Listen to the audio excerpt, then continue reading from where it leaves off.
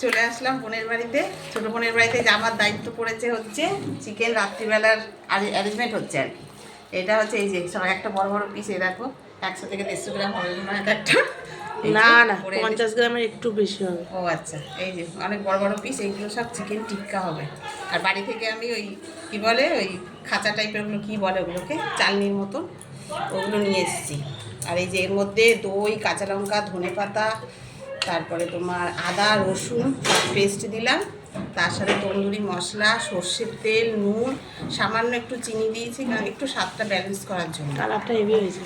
এই যে এখন এগুলো সব মেখে, সুন্দর করে মেখে ম্যারিনেট করে এখন রেখে দেবো। এটা হচ্ছে রাত্রিরের সব খাবারের জন্য, এখন থেকে করে রেখে দিলাম। এই যে ভালো করে সুন্দর করে এটা মাখতে হবে, যত সুন্দর করে মাখবে। ও সর্ষের তেল দিয়েছি, আবার নুন, এগুলো সব দিয়ে সুন্দর করে মেখে এখন রেখে দেবো। এই যে যত মাখবে তত ভিতরে পুরো একদম জুসি ব্যাপারটা আসবে, বুঝলে?